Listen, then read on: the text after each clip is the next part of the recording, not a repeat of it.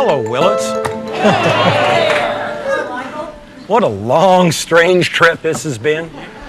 I mean, I was first through here in 2002. It was here that I think really the first significant organized steps to recognize peak oil and to move towards sustainability were taken.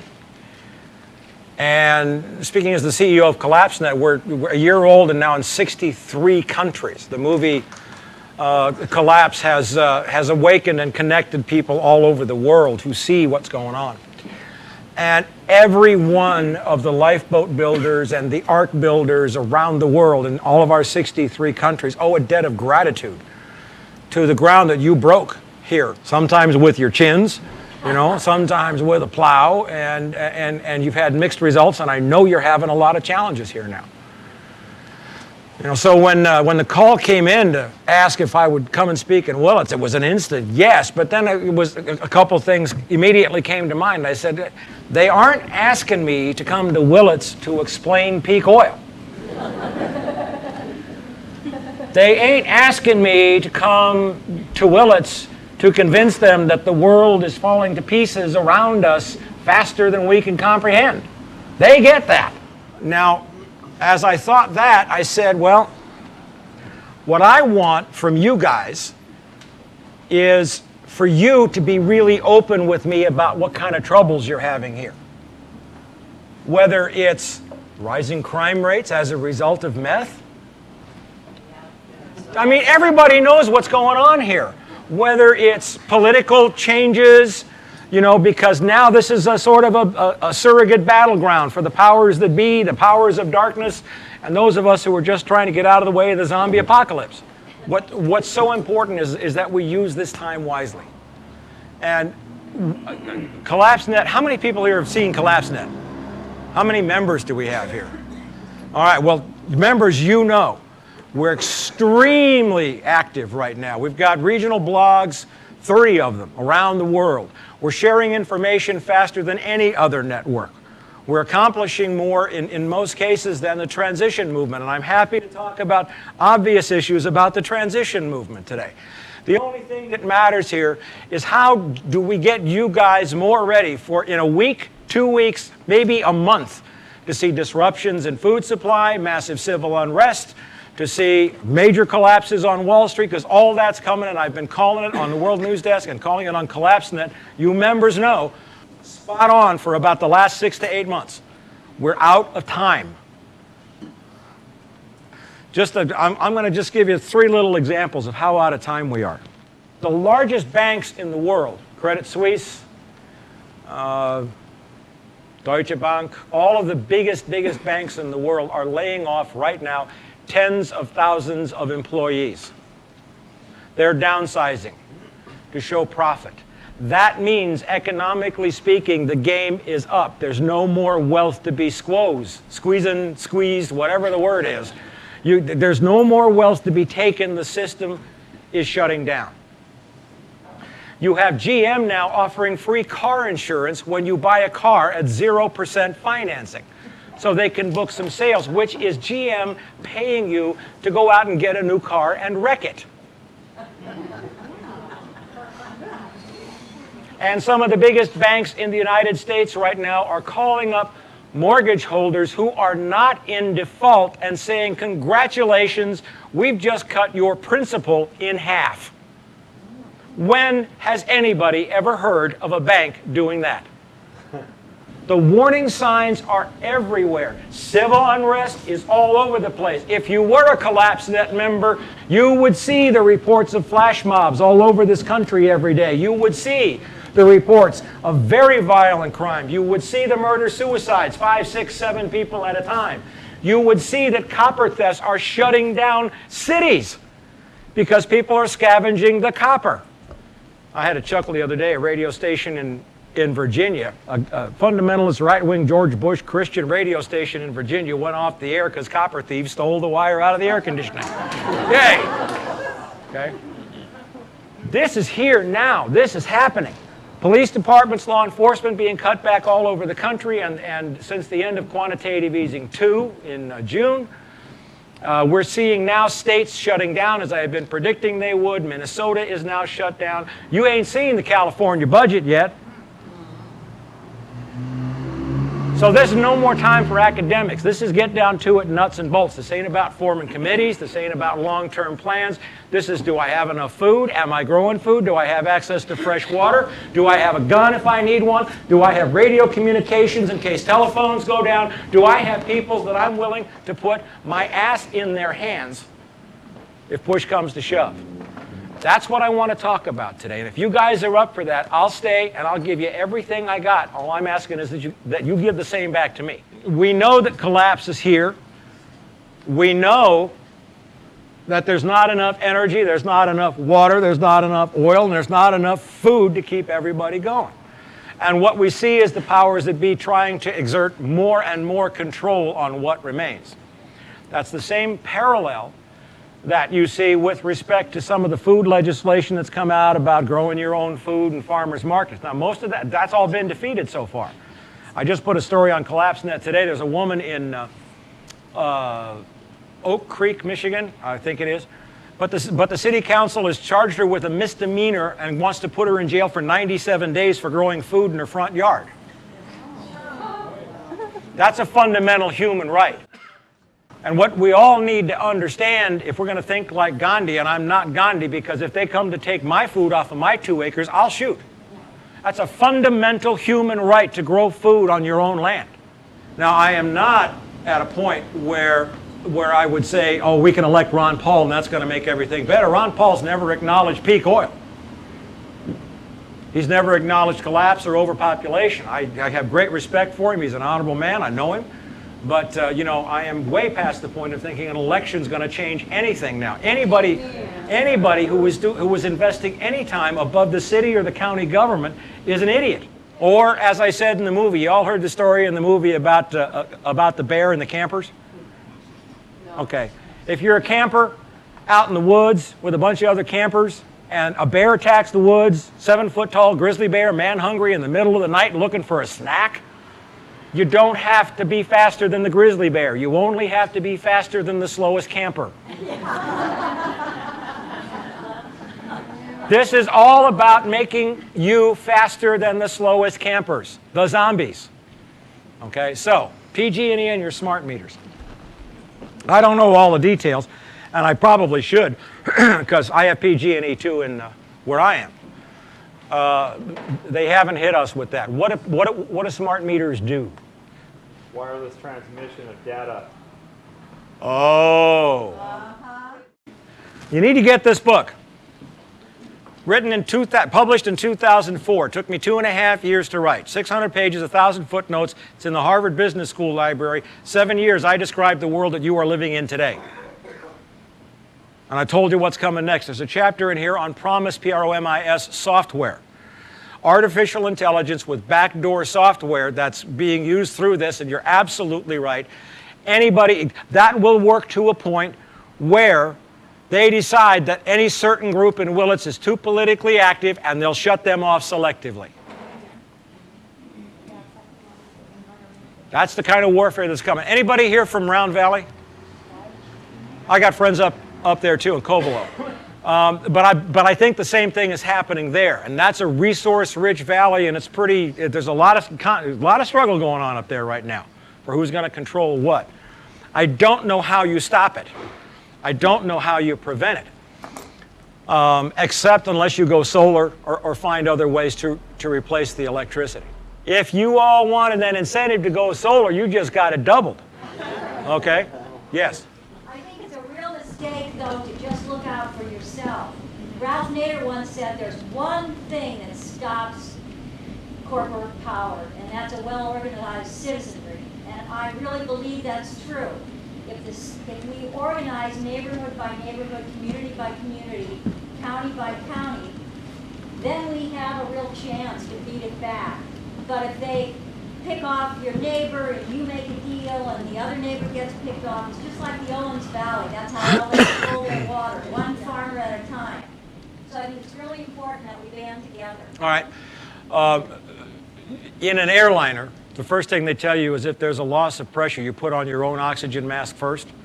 And the most important thing to do is to take care of those who are closest to you first, because if your living situation is not stable, you can't eat, you don't have water, you don't have power, or civil unrest, whatever is going on, then the days of political change, as you described from the bottom up, are over. The United States government is failing. The courts are crooked. They do nothing but enforce crooked laws. There's no more petitions. I've been an activist for 30 years, 35 years, through Iran-Contra, through the POWs, MIAs from Vietnam, through savings and loan, through the CIA Contra, against the Iraq war invasion in 2000. And I have never seen one of these movements succeed, and we're out of time. It is now time only to save ourselves, because the world is coming down today. Now. That's one of the reasons why this tape today is going to be so important. Lifeboat builders around the world would like nothing better than to see the town that's been at it longest, with the dude that's probably one of the dudes that's been at it longest, talking about this so that we can show them how this thing works. I don't know if we can remake Willits into the bright, shining light we thought it was in 2002, 2003, when Matt Savanar was up, and all the great stuff, the great ideas were coming out. I'm more concerned with saving Willits right now. But this discussion here today is going to be of importance to millions of people around the world, because we're the veteranos here, and thank you for bringing that up, and that's due respect to the city. When the documentary Collapse came out, I was going all over the country, and I was seeing who was doing what where. I mean, we're talking Martha's Vineyard, we're talking Vermont, we're talking Minnesota, we're talking Oregon, Washington, Northern Cal. I've been going everywhere to see who's doing what. And I found some places that were really impressive in terms of what they were doing. And I'll say this, none of them had anything to do with a transition town. Because the movements, that movement, in my opinion, and I've been a great supporter of them, I'm disappointed in their leadership and what they've produced, because they're always 3 or 4 steps behind at least everybody everywhere else who's doing anything productive. And that political issue gets involved everywhere, where you see, okay, let's form a committee to talk about the possibility of maybe asking Sacramento to put in micro hydro and it's like, now on the other hand, the people that I've been meeting as I travel the rest of the world who are doing this stuff largely off of Collapsenet, but they're really fast learners. They get the picture. Just look at all that and they go, I don't want anything to do with it. And there are people that are so far along now, I can't begin to tell you. They're the doers. And that's going to be a natural culling process that's going to take place one way or another. Now, some transition towns, some of the local initiatives are very aggressive, but I'm not seeing the kind of leadership that recognizes the current state of emergency anywhere. And what you have to do, now, if you don't know my story, yes, I was a cop, but I come from a CIA family. And I spent a lot of time, since I left LAPD, hanging out with green beanies, special forces. I call Green Berets. I call them green beanies, and SEALs. And I wrote a lot about that dark side, covert ops. And I've still got a lot of connections there. And they will all tell you, anybody who's ever been in a combat situation or a high stress situation where people die will tell you, all you can do in that situation is let the ones who are determined to die, die. You're powerless to save them. There is no way out of the fact that billions of people are starving to death right now. 1 billion are starving to death right now on this planet. 1 out of every 7 human beings. It's the worst famine in 12 years in Africa. 250,000 children about on the edge of starving to death right now. Mother Nature has put floods in places where there was no rain, and she has put droughts in places that used to produce plentiful crops. The 2011 food harvest is going to be a tragedy. And food prices are soaring around the world, and you ain't lived until you've seen a food riot. The ugliest thing you've ever seen in your life. I've seen film, So, I guess I'll tell you where I am is that I want to find the people here who are doing, and we'll go off and talk in nuts and bolts and whatever we have to do. But if you want to talk about forming committees and organizing and petitions, don't waste my time. And there's people all over the world that won't even talk to you now. And there's a lot of work being done. Listen, anybody who's assuming that things are going to be the same at this point, I don't even talk to. I shake the dust from my feet, walk away. I don't waste any energy trying to convince them. Deer in the headlights. There's no time for that. Let me give you an example of what I'm talking about. I've been talking for a long time, those of you who listen on the radio show or have been reading me, about the importance of having communications in the event that you lose your telephones, your cell phone towers, and you weren't smart enough to get a standard landline. Cyber warfare is going on all over the world. It's not going to take down the whole internet. It'll take down, it might take down PG&E, it might take down Gmail, but it might take down Verizon. Cell phone, that's all computerized, it's all satellite. The cyber warfare, power outages are happening all over the world right now, unless you miss it. So, the importance is to have communication. Nothing will make you safer than being able to reach people closer to you when nobody else can talk to anybody. Right? So I've been talking about 5-watt FM handheld transceivers. This is a Yaesu YZ what? VX7R. It's rated one of the best. This, as ham radio, you have to have a license for this. I'm just about to get mine. But I'm in a group, there's 30 of these in West County right now. We all have each other's names. We're all on maps. We're going to all have the ability to punch into each other and operate on a repeater with ham licenses when the shit hits the fan. What are you guys doing? Well, it's sometime radio. Huh? We're starting a radio station. That's excellent. That's a great idea, especially local micro stations.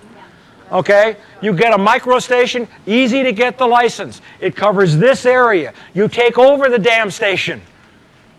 You don't let anybody who ever worked for Pacifica within 100 miles of the station. Or NPR. Okay? And you program it so that you know where everything is that you need to know about who's growing food and who can trade it, who knows how to water purify, who's got preserving in canned goods, who's got, and then you do situation reports as shit happens around here. And you get those to the station and you put them out on your local station. That's a lifeline that can protect this community enormously. But these are handy. Because once you're ham licensed, you can listen to police, fire, you can listen to everything. It's programmable. You can dial thousands of frequencies into here. And you can broadcast on them too. What's stopping you from using it without a license? Because ham radio operators, once they hear somebody broadcasting without a WY6Q7, will use very sophisticated equipment and they'll hunt you down and turn you into the FBI. Anybody here have a ham license? There's one. No. You have to have a ham radio technician license. It's like 20 hours of online study. It's a 35-question test. Then you get it. You learn how to use the radio. You dial it up, and you're good to go. And when all of a sudden everything happens, that there's no phone, no pool, no pets, no cable, no blah blah blah, you are God. Well, not CB. You can get FRS and MERS on this. Yeah, but you can buy handhelds in any store for, 20, 30 bucks a piece. Yeah, here's the difference. Absolutely drop-proof, waterproof, longest battery life anywhere in the world, longest range on the antenna. If you're buying anything now, considering it's pretty much the end of the world, you better buy the best you can buy and buy it to last. This is no time to scrimp on stuff that you may be relying on for the rest of your life. So, that's just, and this is a lot of, I'm sharing with you a lot of what I'm gathering, networking with people who are building lifeboats and arcs. I'll explain the difference in a second. In like 15 countries. We hear from all that, and I get it all at Collapsenet. I'm sharing with you their wisdom looking back. Why do I need a license if it's already collapsed? If it's already what? If it's already collapsed, who's going to come? Okay. You got to expand the way you think. Collapse is not like turning a light switch on and off. Collapse is in progress, and every stage of that collapse, the government's going to get meaner and nastier and more violent and more hurtful, and they will look for any reason to put people away. Don't beg for it. But wouldn't they come after the people that have the licenses first? They're not trying to shut down the people with the licenses. If you got a license, they won't screw with you. They're not going to come after all the people with ham radio licenses. That's not practical. There's no intention to do that. That's like people who worry about confiscating guns. Come on. There are 270 million firearms in this country. Do you think Uncle Sam knows where they are? You got to worry about the right stuff. But for now, I'm crossing my T's, and I'm dotting my I's, and I'm doing it by the book because I don't want to give them an excuse to take me out. I have a show every Sunday, the Lifeboat Hour, on Progressive Radio Network with Gary Null. We now have a larger listening audience than all of Pacifica Radio. That tells you that we're delivering something that Pacifica is not. Had you been listening regularly, you would have heard that I've covered this topic on my show several times. It's in the archives. Unfortunately, they're not listed by subject, but you can find them. I had a lawyer on who was representing people in the raw milk cases. He was very successful. I also had a story on Collapsenet 6-7 months ago there. These things can be fought, but it's a nasty battle. Also, there's something called the Community Environmental Legal Defense Fund. Has anybody ever heard of that? Oh my God, see? Okay, that's why Collapsenet and all this stuff is so... Tom Lindsay was successful in kicking Nestle and Coca-Cola out of Mount Shasta from stealing Mount Shasta's water. They've shut down fracking in several cities, several locations around the country. They've worked on cases like this, Community Environmental Legal Defense Fund, .org, CELDF.org. The argument being, surprise, surprise, that Mother Earth has rights. In case you didn't know, President Evo Morales in Bolivia and in Ecuador, they have enshrined that into their constitution. It's a legal argument which has worked because it's mated with another important legal argument. Nothing can disempower the people who live in the place where the law is applied. The people who live in a place have, and it's won every time. So you might want to look that up. But there again, networking, and that's what Collapsenet's all about. You can find all of this on Collapsenet. But we have a lighthouse directory with 1,400 hand-picked, categorized entries on every subject, including the one you just asked about, raw milk and local food production, legal issues. The lighthouse directory was put together by a woman with 2 master's degrees. And we did it with, it's totally free. And all these listings are in there by category, by region, by subject, you name it. You can shuffle, deal out the cards any way you want to. Go look in the Lighthouse directory. You'll find all kinds of resources there.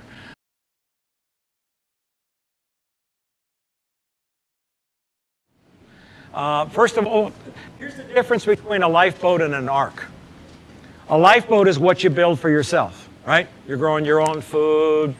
You're insulating, you've got emergency first aid, you're doing, that's your lifeboat.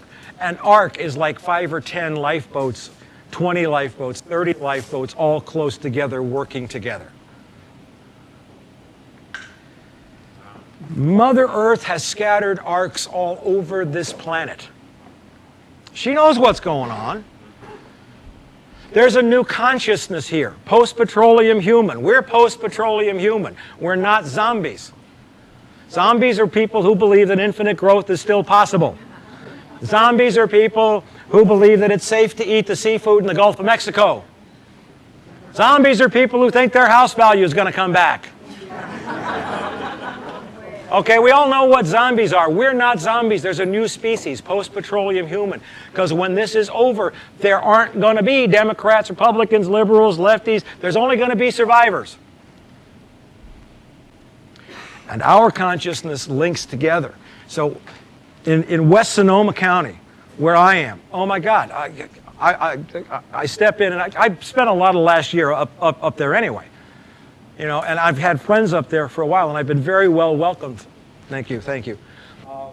Up there. But I'm seeing people who have 6 months of food in one place. One guy's specializing in communications. Somebody else is, I'm the firearms guy, and I'm happy to talk about guns. There are people who are doing first aid. We've got 40 edibles in the ground now on these incredible 2 acres that I'm renting. Other people are matching crops so that we have complementary crop sets and complementary harvest patterns. There are people who are specializing in mechanics. There are people who are, and so within this arc, we're building really, so that arcs are much more comfortable than lifeboats, okay? And I've seen that happening here. Vermont is awash with it. Vermont was on fire. I mean, I met this guy named Ben, it'll come to me in a minute. Ben, he's a permaculture guy growing rice in northern Vermont. Don't you love that shit? You know, certain parts of, scattered all around here, Northern California up. I'm seeing cooperation in terms of, in an arc. Some people are specializing in making biodiesel from plant waste so that they can be the one-stop biodiesel for 20 or 30 families. That's the way it's working, and I'm seeing it really happen. And I can't predict how well it's going to work in one place or another. What I see is just really sharp people stepping up, taking the bit in their teeth and doing what needs to be done. And that's really inspiring. We use the analogy of the Titanic. The Titanic is sinking, and I found a way to shut up zombies now forever, and it works. If you ever encounter a zombie who says, oh, I don't think this is happening yet, it's not that bad, you look right back in the eye and you say, you son of a bitch, just because you're standing on a deck that's not underwater yet and your feet are dry, you're ignoring all the people that are drowning right underneath you? Works every time. What we are trying to do is to create distance from the Titanic. I notice it's been running on cable a lot. How do we create distance? We build our lifeboats. To the extent, for any little thing we can do that disengages us from the infinite growth monetary paradigm, we create distance. And distance is what will save us. We're not trying to change anything. We're not trying to fight anything. Let that system die. Get out of the way. Let the dinosaurs have their way. And woe on the people, you know, it's going to be Sodom and Gomorrah for a lot of people. You can't look back, you may not be able to stomach what we see.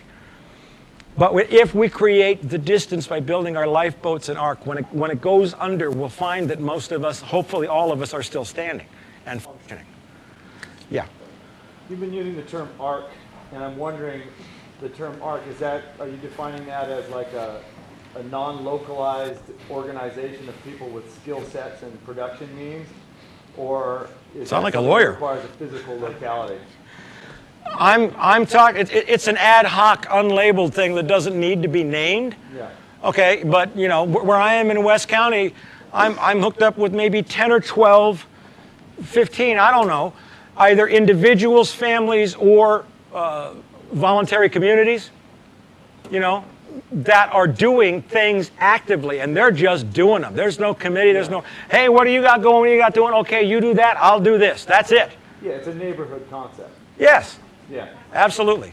Do you think that could be bolstered by an actual physical locus? No.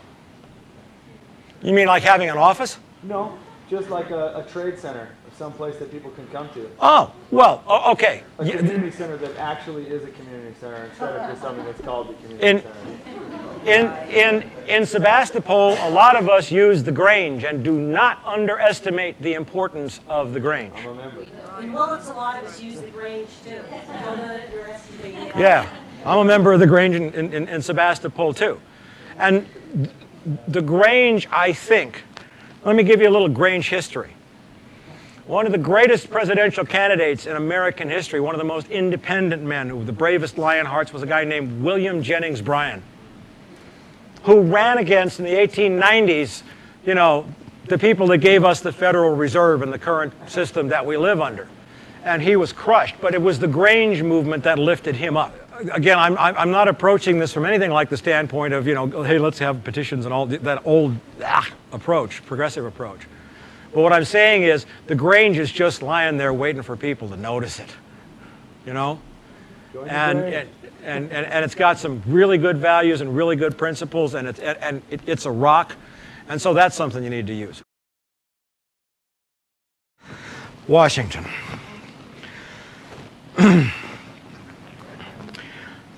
This is a government of the banks, by the banks, and for the banks. And if you believe anything else, you are a zombie. If you believe that there's a difference between Democrat and Republican, you're an idiot. The government is broken, and you will see it do nothing from this point than get more insane, more irrational, and more dangerous. Barack Obama, you know, I cover this in the speech in Grass Valley, May 22nd. On his weekly White House message, says he's discovered how to solve high oil prices. He's going to go drill in the Arctic National Wildlife Reserve. We killed that 10 years ago. Insanity. You can't expect nothing that will help you in any way, shape, or form to come out of Washington, D.C. And if you line up, you're like the people volunteering to get on the trains to Auschwitz.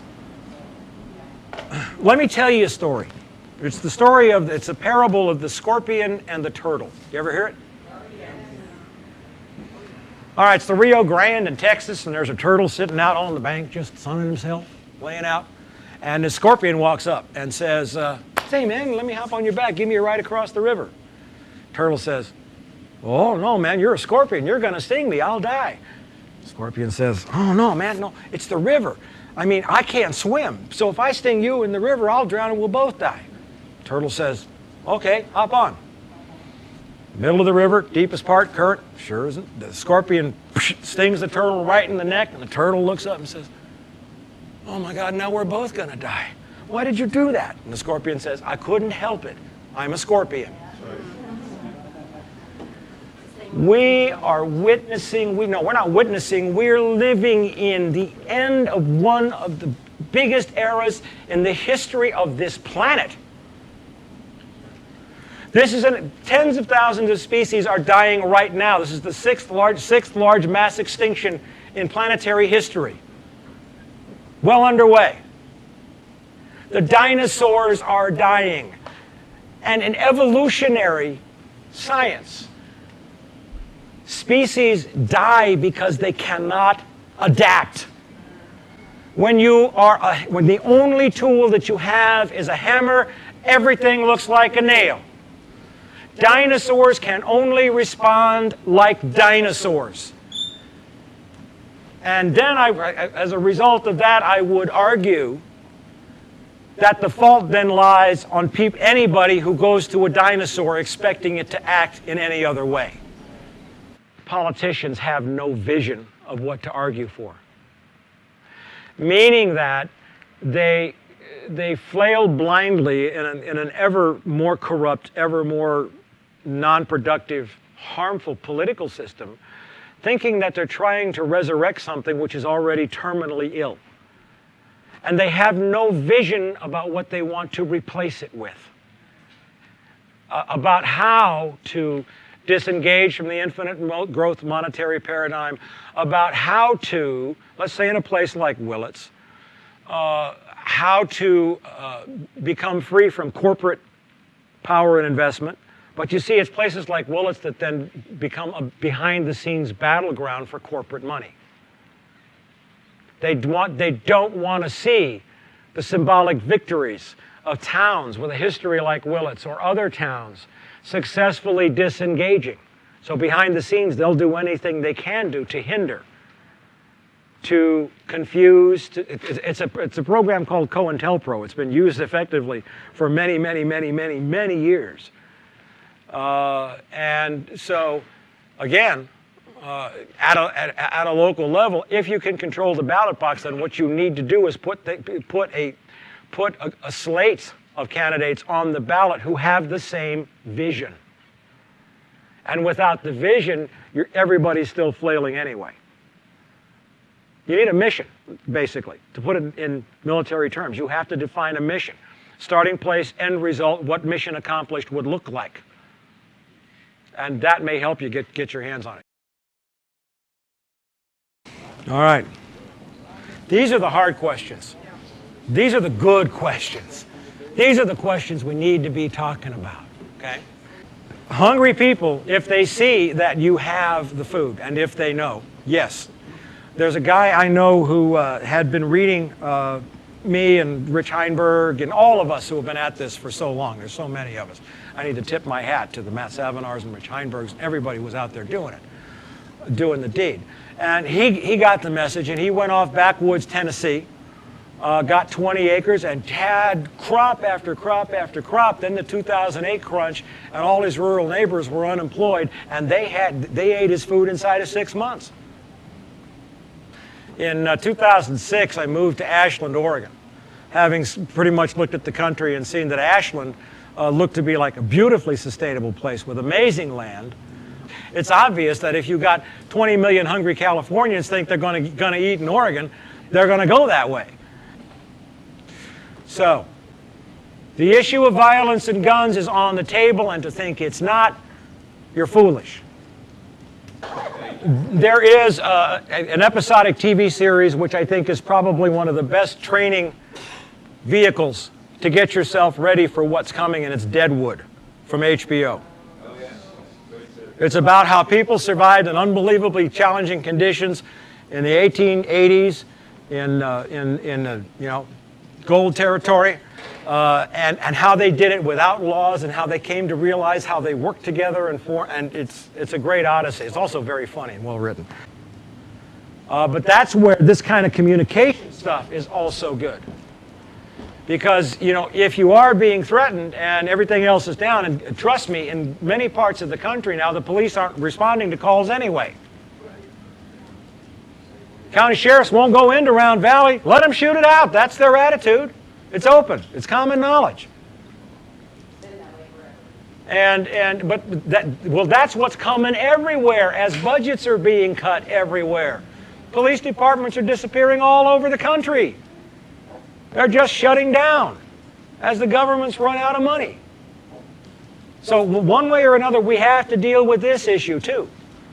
And so, yes, finding people who are close and who are going to be capable, that's where a lot of training is necessary and a lot of support.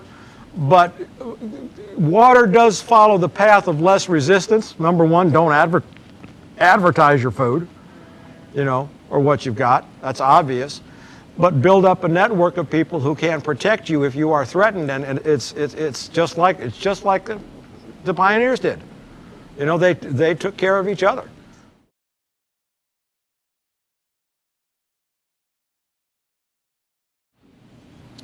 Let me go back, because everybody may not know about the alert that I put out in April. Shortly after the Fukushima earthquake, and by the way, everybody understands that Fukushima is not over. Okay, we know that infant mortality in the Pacific Northwest from San Francisco north is up 35% as a result of it. If you've been on Collapsenet, you'd know that, but it's also up in Pennsylvania too. It depends on how the trade winds blow.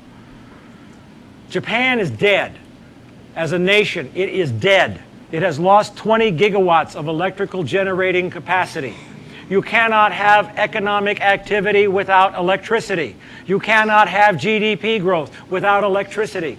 Japan is a nation whose debt is 200% of GDP.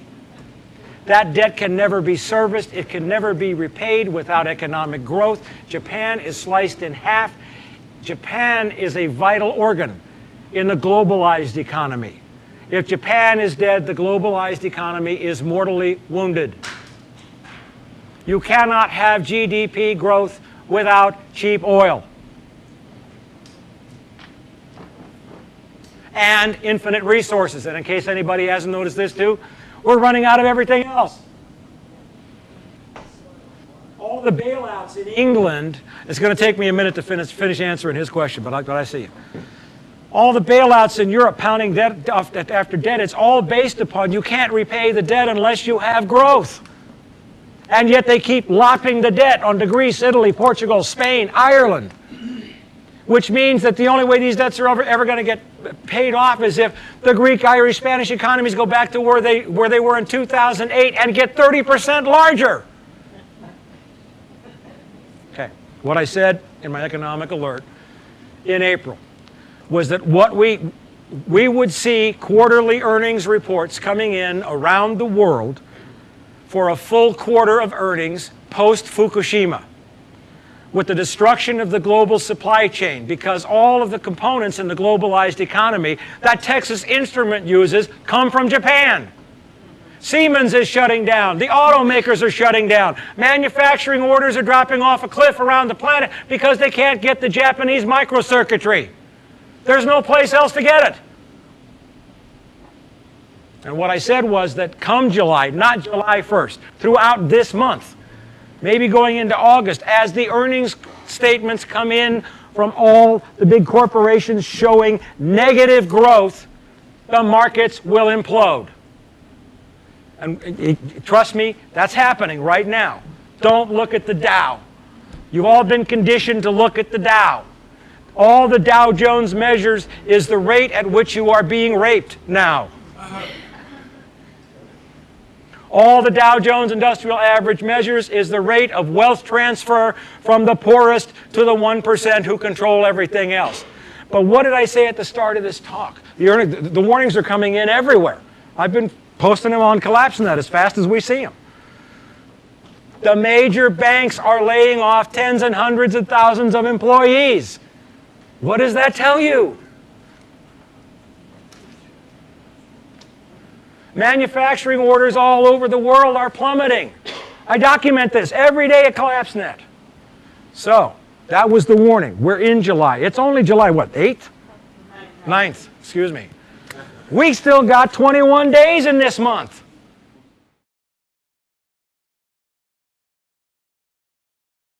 Now, let's talk about it. And that's been a real tough point.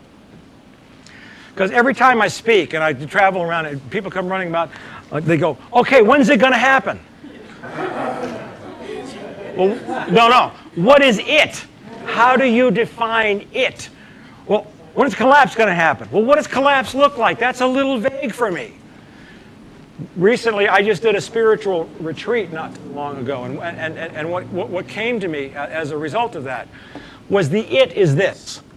The it is the point in time when everything you know about the world and everything you get from the world comes from within 10 miles where you live, and everything else is a void. That's a good definition. It's going to be here this year. It's going to be here this year. If not, I'd say around winter solstice, maybe January, February of next year. And I have nothing to do with these 2012 prophecies, but I got to tell you something. I don't know. You know, they are a hell of a lot more accurate than Barack Obama is. You know? Okay, you had a question in the back. Yeah, and you kind of started to get there. I was going to say maybe you could describe mission accomplished for Willits in a nutshell. All right. Well, obviously, there's never going to be a mission accomplished. Okay. Mission objectives.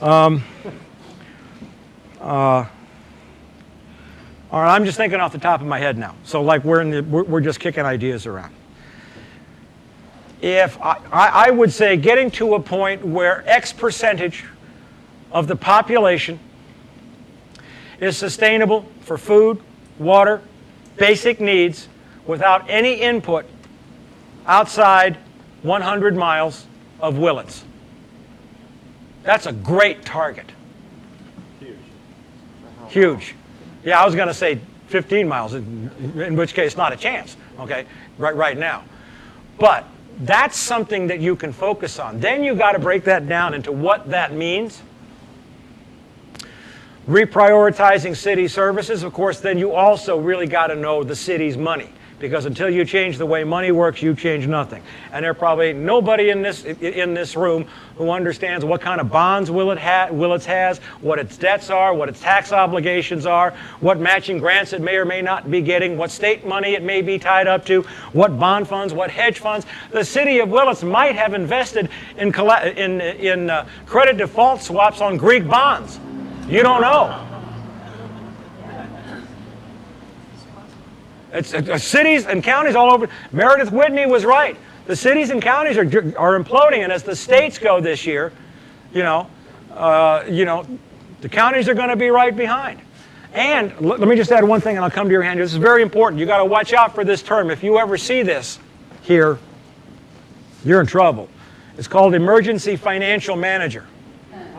This is something else that's being sprung, and we've covered this on Collapsenet too. If you're on Collapsenet, you'd have seen the story. A city government went bankrupt, went broke.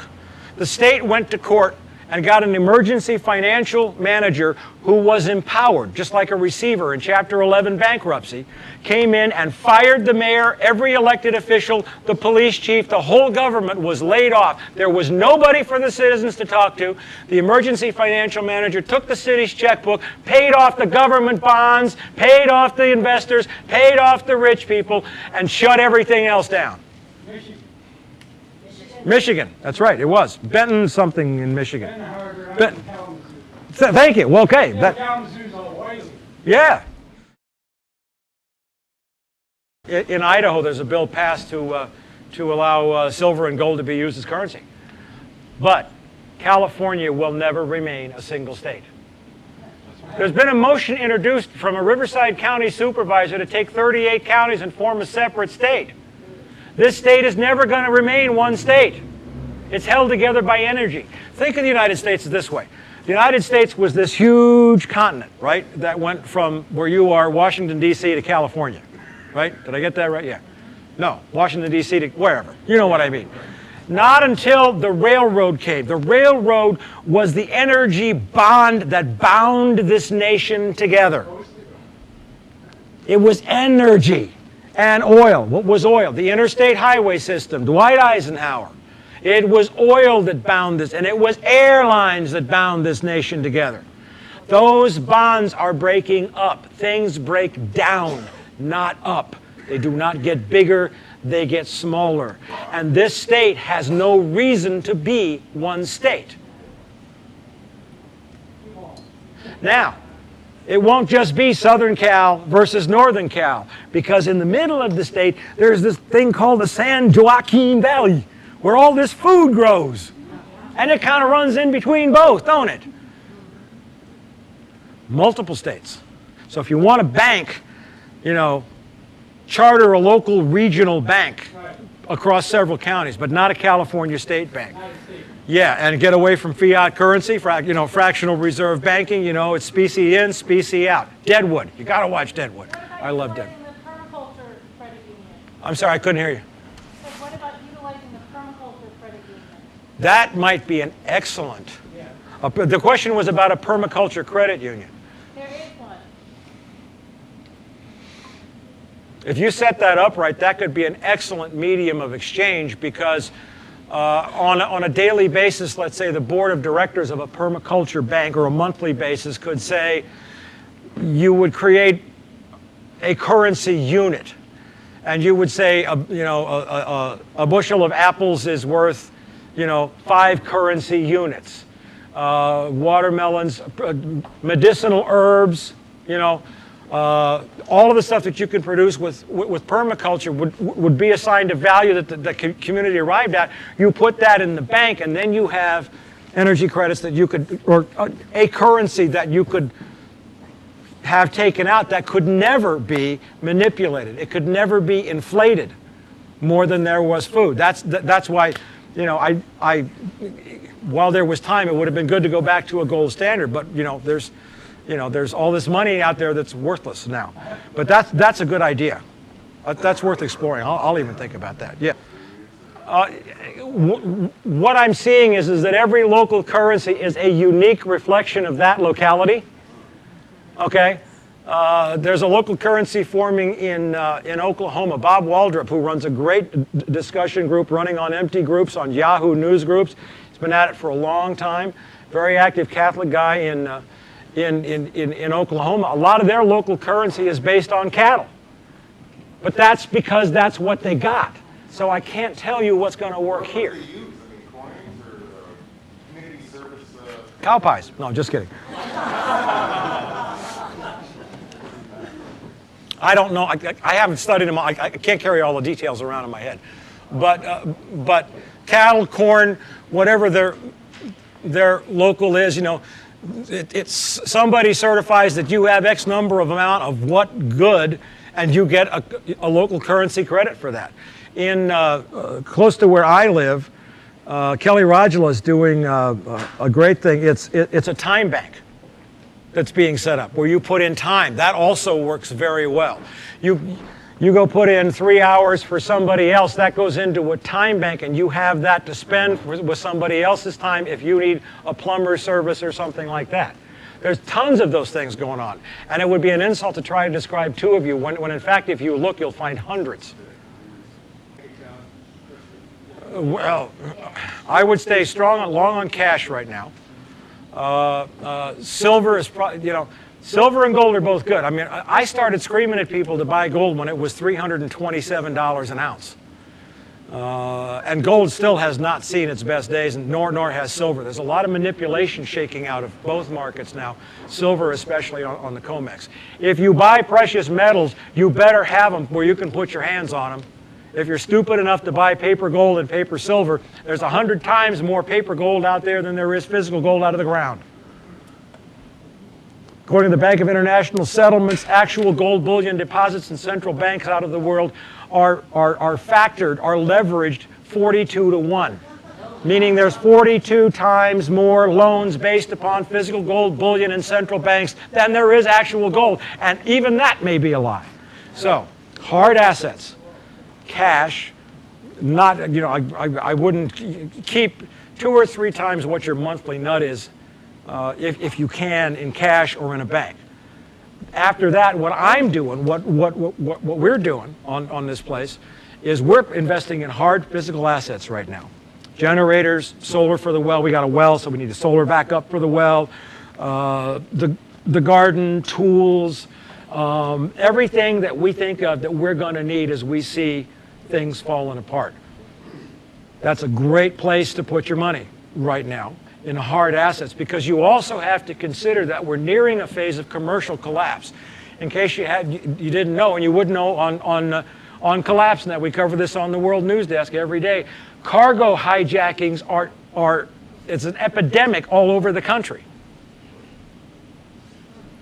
I mean, not just the copper thefts, but food cargoes are high-value targets. The mafia's moved in to seize truckloads of tomatoes, semis, that are now worth $300,000 on the black market. Food shortages are everywhere. So you need to look for interruptions in goods and services, and you need to understand that if there's something you've been thinking that's really important that you get down the road, you got to understand that maybe in 2-3 months by the end of the year, you won't be able to get them anymore. So now's the time to do that. So, you know, look to hard usable stuff right now. Keep a fair amount of cash on hand in case there's a banking system collapse, or in case cyber warfare takes banking institutions offline. Cyber warfare is a big deal now. So you just need to be able to think, what do I need to have to function without touching that system in any way, shape, or form? There was a hand, and there was a lady's hand. Yeah, back here, and then we'll come up here, but back here. It was related to that, so is there a way to frame how you hold cash? In other words, the value of cash could decline itself, right? Oh, with hyperinflation, it will. And then it might not mean anything at a certain point. And what's the sort of percentage that, I think you said it, but I didn't quite get it, that should be kept in the bank versus the cash on hand? If you can figure out what your monthly nut is. In other words, you add up your bills and your expenses. And, you know, that's just a rough guide. You know, and say your monthly nut is $5,000 a month. Then I wouldn't keep any more than $15,000 in a bank. Okay? And then I would keep a lot of that in cash. You know. And the cash may or may not, once it is actually here. I know it's coming, but I'm saying continuing between now and it, that there's a chance that the cash itself that we have in our hand may not actually. Anything could happen, but you don't keep the cash. You don't let hyperinflation deter you from keeping cash now. You don't worry about something that's going to kill you on Thursday. You worry about what's going to kill you on Monday. Okay? And what you're looking at is systemic bank failures, bank runs, the inability to go to ATMs because Wells Fargo collapses, because B of A goes down, because somebody hacks the system, because the United States government defaults, which is now on the table. Okay? So you have the cash rather than saying, well, I'll go down to an ATM, which may not give you your money. That's what happened in Argentina twice, 79 and I think 81, 82. Okay? The banks just shut down and nobody got their cash out. All of people's bank accounts disappeared from the banks. That's why you keep cash, because you won't be able to get it, possibly, if there's a major banking failure. And a crisis like happened in Argentina. So at least you got it. And that's, hyperinflation is coming, but you can't prepare for everything all at once. You got to prepare to take it sequentially. It is Mother Earth balancing. I mean, there are 6 billion people on this planet who did not live here in 1900. More. To sum up everything that's going on right now, all the problems into one word, the word is overpopulation. 10 calories of hydrocarbon energy in every calorie of food consumed in the industrialized world. And croplands are failing. The agribiz farms are sponges onto which they pour chemicals. Mother Earth is balancing, and she's balancing, she's making it pretty clear. How clear does she have to make it, not just with climate change, but when we have an earthquake that destroys Fukushima, then we got a flood that threatens Fort Calhoun, and the biggest wildfire in New Mexico history that threatens Los Alamos nuclear laboratories. As far as I'm concerned, from a governmental standpoint, a global standpoint, the #1 imperative for the human race is to shut down all 444, how many nuclear reactors on this planet now. Because as governments collapse and as the budgets erode, we see what's happening. They scrimp on the infrastructure, they scrimp on the maintenance, and every one of these is out to kill us unless we shut it down safely. And that's the one thing that scares me. And I learned that from a dear friend, Colin Campbell, who's the godfather of the peak oil movement. He said it first, I heard him say it at a conference in Paris in 2003. That's the #1 priority. But yes, Mother Earth is balancing us out. Yeah, she is. And this is a wonderful thing. I celebrate it. I'm not worried about her. And we're a new species. We're going to let the zombies, we're going to let petroleum man go extinct. Okay? Because that's what species that can't adapt or evolve do. They go extinct. And you're part of a new species. And I'm glad to see you here. I really think you all especially would enjoy the speech that I gave at Grass Valley. The speech is called The Birth of Post-Petroleum Human. And I lay out my grand vision of exactly what's happening there in the world right now. But in that speech, I used a line. We're not here to start a revolution. The FBI and the military have no reason to fear us. We're not going to attack anybody. We don't want to tear anything down. We just want to get out of the way. We must live in the spaces in between the ones and zeros of Cartesian tyranny. That's how we evolve and that's how we survive, by living in the places that they haven't legislated, that they can't control, by doing what we still can do because they can't see us there. We're invisible. It's like fox medicine. We're invisible. We live in the spaces in between the ones and zeros of Cartesian tyranny. Theme music. Remember that. I can't give you an answer to prevent injustice. I can't. There is no prevention. You know, you have to learn your own survival within that skill. Nobody's going to pass a law. You're not going to get Ralph Nader to go launch a committee to investigate police officers doing bad things for the federal government. It's not going to happen. Not by yourself, because you can't hide by yourself, but you need to hide with friends in a community that loves you. You do what you can. You got to remember, we do not claim perfection here. We only claim progress. You must be willing to do something poorly in order to learn how to do it well. You must make the smallest step right now to disengage, to grow your own food, to do one little thing each day, because every little thing you do incrementally changes your consciousness and it creates more distance. It makes you that much faster than the slowest camper. And all I care about is that you are not the slowest camper, because the slowest camper is going to get eaten first. And that's all I care about. And that's all the stuff we can change. Right now, there's a group of us who are putting together a local, low-power AM radio station. Yes. Yes. That's sponsored by the Grange, Willits Hometown Yes. Radio. Yes. And we're trying to put it into a module that we can export to every Grange around the whole country. I've had pretty much the same idea, and great ideas they happen, and so I'm glad to see this happening. Full speed ahead. You get the radio stations set up. I promise you right now, I'll be a guest whenever you ask if my schedule's free. Done. And I will plug you on my radio show, the Lifeboat Hour, which is on Progressive Radio Network every Sunday at 6 p.m.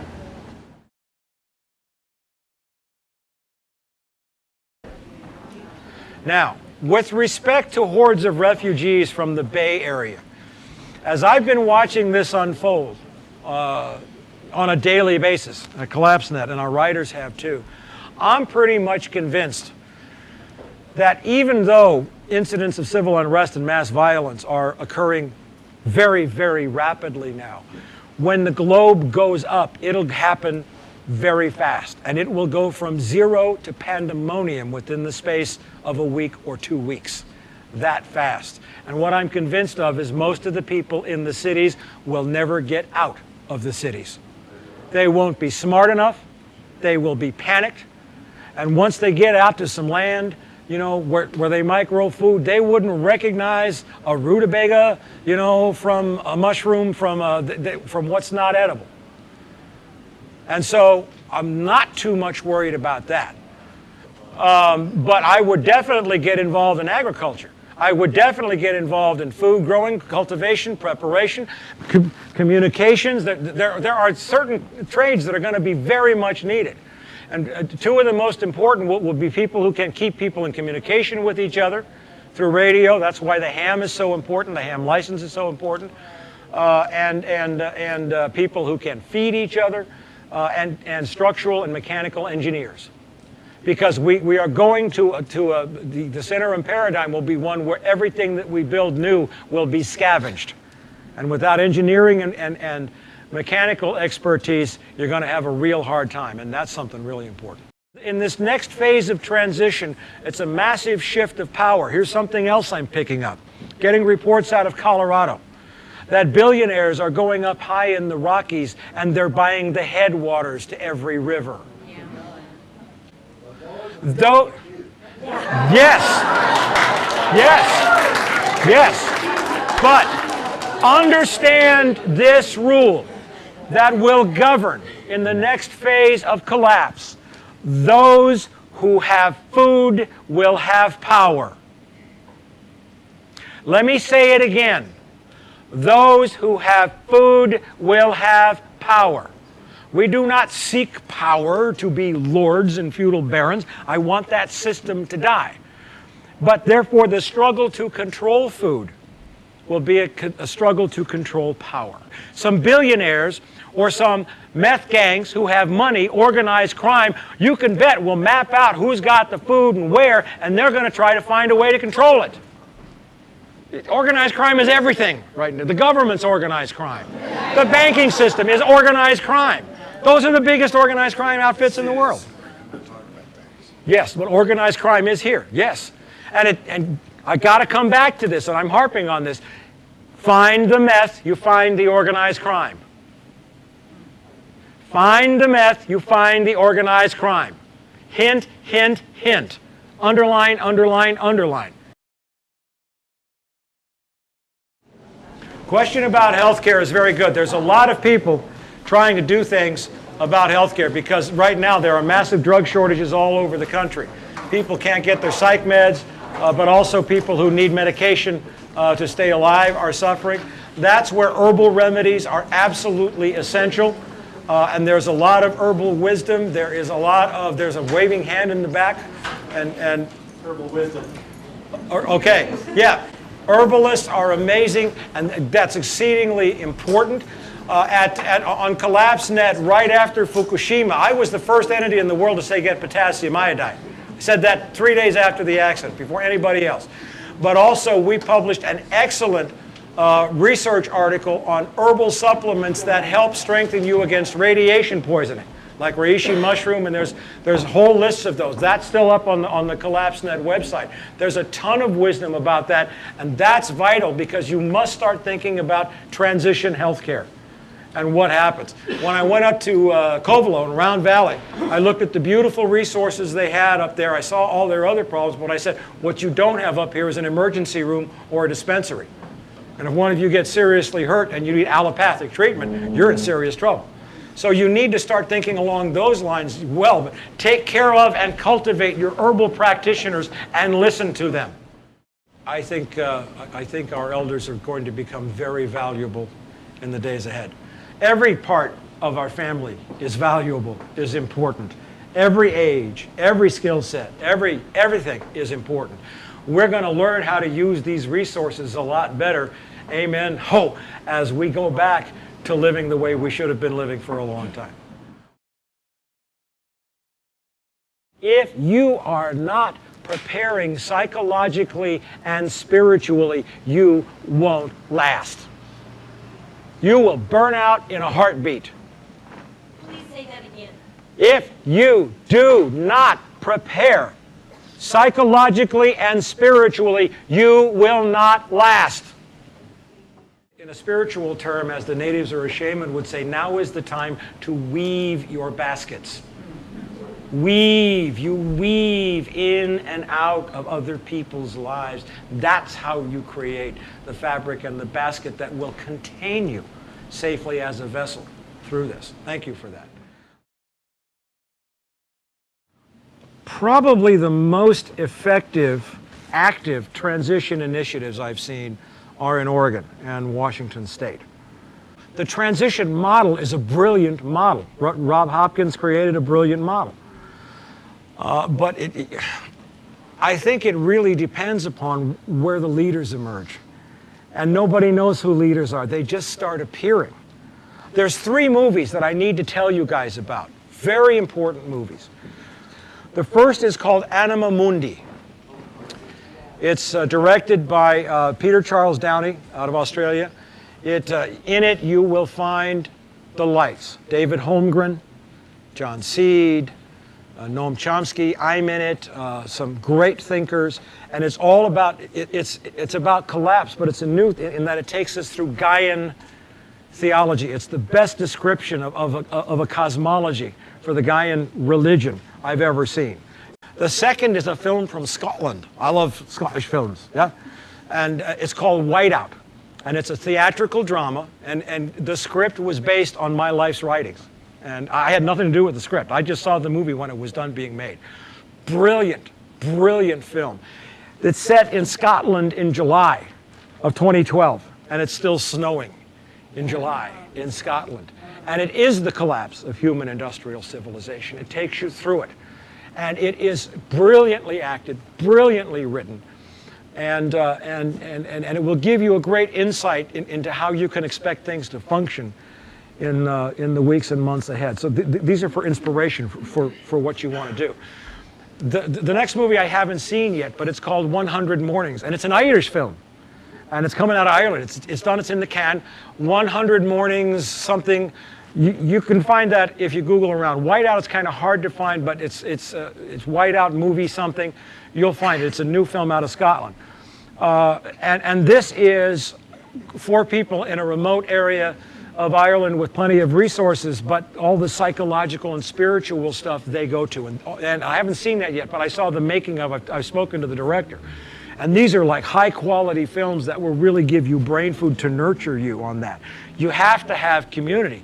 I can't say that enough. Unless you build community, you're going to fail. You're my neighbors. And because of the historical distance we've traveled since the word peak oil first hit your ears here and mine, Willits and I and all of us have traveled a long distance together. And I salute you, my brothers and sisters. We've come a long way. Thank you very much for having me up here.